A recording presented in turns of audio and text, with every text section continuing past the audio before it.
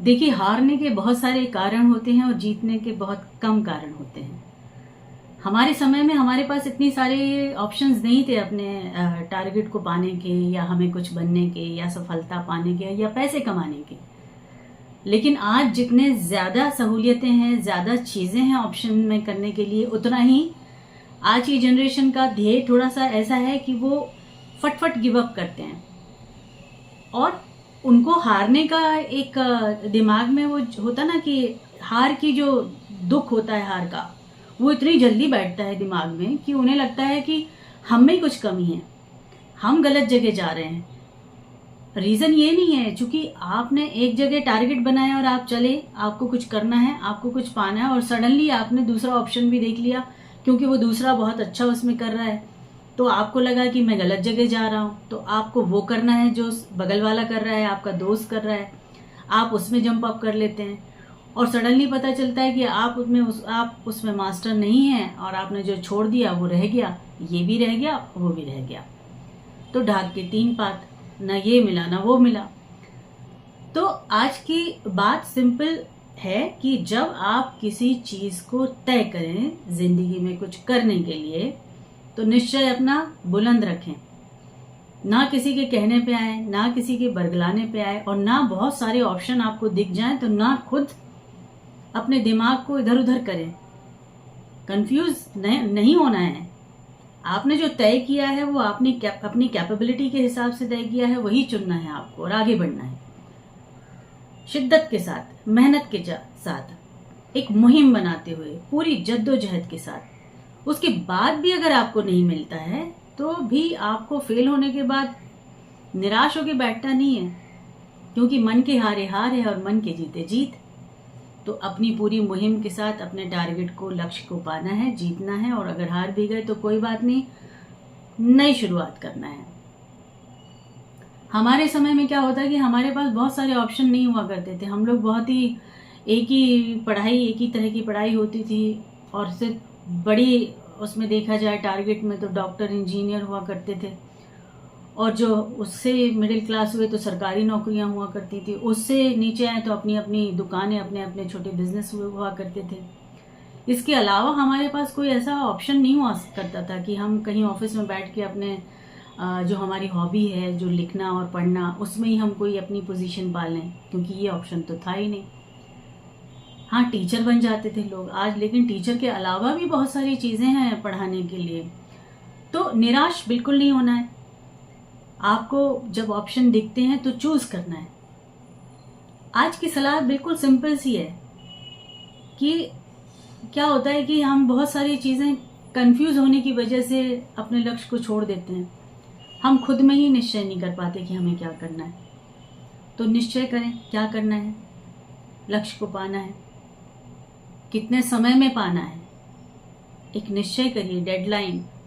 ऐसा नहीं है कि ये काम निरंतर है, समय कहाँ है। 20 साल 25 साल आपकी पढ़ाई, अगले 5 साल 7 साल आपका जॉब, 8 साल होना चाहिए, फिर उसके अगले 8-9 साल 10 साल में आप परफेक्ट हो जाएंगे उस जगह जहाँ पर आप बैठे हैं, और साथ में आपकी फैमिली चल रही है, आपके माँ बाप भी हैं, आपकी शादी होगी, आपके बच्चे होंगे। तो वो जो लाइफ है वो अपनी जगह, लाइन अपनी बढ़ रही है, उसकी उम्र की लाइन भी बढ़ रही है आपकी, और ये कामों की लाइन आपको अपने हिसाब से बढ़ाना है। तो तीनों को ना एकदम मैच करना है, तय करना है, टारगेट प्लान करना है। प्लान करके बनाइए, सिस्टमैटिक बनाइए, कौन सी चीज कैसे हो सकती है, कहाँ से क्या करना है। पहले तहकीकात कीजिए, रिसर्च कीजिए, 10 लोगों से पूछिए। आंखें बंद करके जंप करेंगे तो हार जाएंगे, मुश्किल में आ जाएंगे। ना किसी की बातों में आना है कि कोई कहे आप मुझे 20,000 रुपये दे दीजिए, मैं आपको ये फॉर्म करके और आपको बैक डोर से एंट्री करवा दूंगा। आपका पैसा भी चला जाएगा, आपका फॉर्म भी चला जाएगा, एंट्री भी नहीं होगी। तो पैसों की कीमत को समझते हुए गलत जगह नहीं जुड़ जाना है, ध्यान रखना है, तो लोगों से पूछना है। ये सारी चीजें हो सकता है सबको नहीं पता हो, कुछ लोगों को यस पता होती हैं, कुछ लोगों को नहीं पता होती हैं। तो जो कुछ लोगों को पता नहीं है वो उन लोगों से जरूर पूछे जिनको पता है। और इसमें कोई शर्म की बात बिल्कुल नहीं होनी चाहिए। हमें कुछ नहीं आता है तो इट्स ओके, कह देना कि नहीं आता है भाई, हमें बता दीजिए, हमें समझा दीजिए, हमको ये नहीं आता है। पहले के ज़माने में बहुत बड़े बड़े लोग भी अपने फॉर्म भरवाने के लिए किसी न किसी की सहायता लेते थे।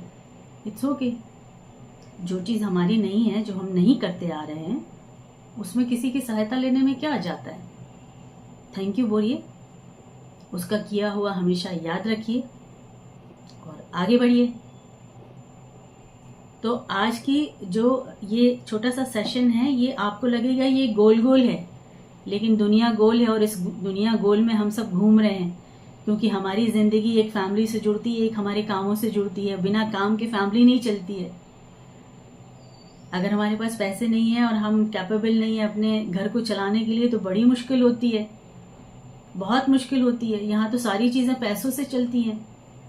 तो वो समय जो होता है ना, कि आप किसी जगह टाइम से पहुँच जाएं, अपने आप को कैपेबल बनाएं। और अगर वो काम नहीं कर पा रहे हैं तो कोई बात नहीं भाई, कोई अच्छी सी दुकान, छोटा सा जॉब शुरू करें, छोटी सी अपनी खुद की चीज़, घर में कुछ बनाना, घर में कुछ बना के सेल आउट करना, घर में कुछ करना, लेकिन टारगेट बनाइए।